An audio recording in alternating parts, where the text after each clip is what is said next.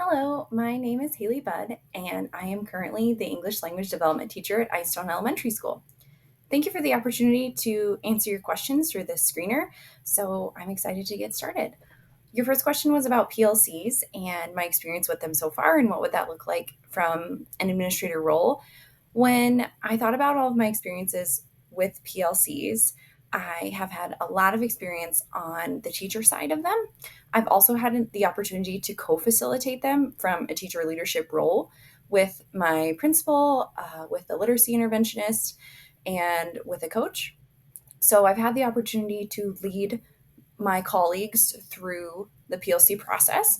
In Poudre School District, we leverage impact teams and we leverage our EA process, that evidence and action analysis process. And when we think about the goal of PLCs, it's really comes down to that collective efficacy that all students can learn at high levels. And we really, as a team, as a staff, have to hold that in our conversations and at the basis of everything that we're doing. So when we are leading or facilitating a PLC, what we want to think about first is our standards and the learning target and success criteria that we want to create from those standards for those really clear and visible student outcomes and student expectations and students owning the learning and knowing where they're at in the learning. So from that, we create rubrics and we create our assessments and basically do that backwards planning process.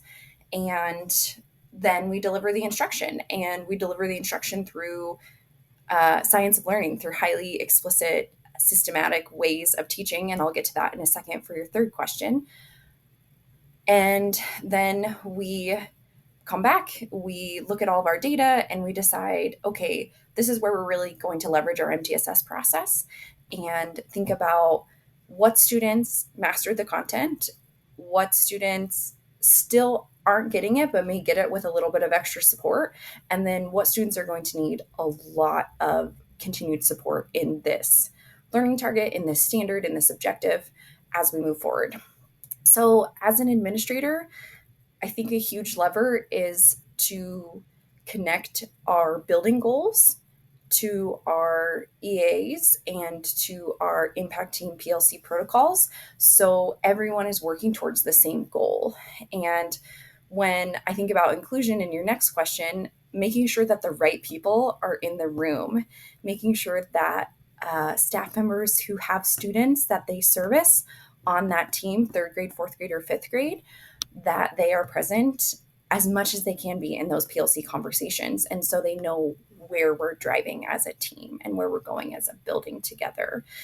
As an assistant principal, it has to be a non evaluative process because people often have difficulty leaning into their weaknesses. And PLC is a huge process where we find our areas for growth and we find those areas of quote unquote weakness that we can get better at. And sometimes that is intimidating with your direct evaluator in the room. So just really leaning into that coaching role and being a continuous researcher and supporting staff is going to be a huge lever for the assistant principal. When I think about inclusion, I think about partnering and collaboration with the classroom teacher and with the service providers. And inclusion, when we're doing it well, it's because we're communicating well.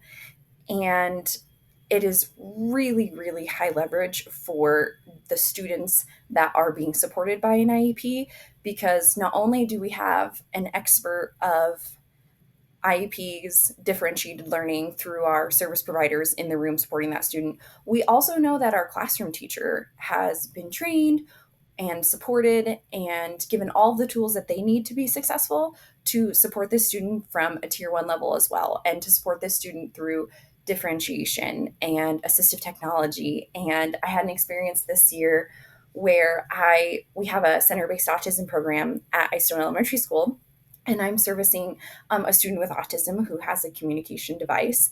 And I knew nothing about how to work this communication device. Obviously, I needed to because my role is to support communication. And what would have been helpful from my leadership was an opportunity to facilitate possibly like a meeting or a partnership between myself and the autism based program at the beginning of the year to just kind of go through some of those things together and really build that partnership together. So, another piece of inclusion is highly effective when our teachers are highly effective. And so that kind of leads me to my next point of that science of learning. So, this year we have been working on science of reading, and I've been working on science of reading for the past 3 to 4 years in Poudre School District. And there are a lot of parallels to just good teaching from science of reading is good teaching in science of learning and how students learn. And for me, it really comes down to a few things. It's that explicit, systematic, and immediate and corrective feedback for students, incorporating multisensory elements when we can, leveraging those learning targets and success criteria that we're building in PLC, and making sure that students are very, very clear on the lesson and what they're supposed to take away from the lesson, and being able to self evaluate at the end of that lesson, like I'm a 1, 2, or a 3. It's thinking about also tying in all of the science of learning to our building goals, our professional development, our PLCs. And then if we all become really strong teachers and really grounded in good instructional practices, inclusion can also be really bolstered through that. When we're good teaching is good teaching and it will reach everybody. That first best practice, and then from there, we work into our MTSS framework and we start thinking about, okay, when and where and how do we differentiate and for what student groups? And again, what does that instruction look like? So, altogether, these ideas in my head really connect for me. And it's going to start with your building leadership, really bolstering those PLCs, really um, grounded in the building goals and how we're going to connect all of those ideas, our strong instructional practices, our understanding of standards, and considering all students and all needs in our classroom, and being the advocates and the connectors for that as administration. Thank you so much for your consideration of my application, and I hope I get to speak to you soon.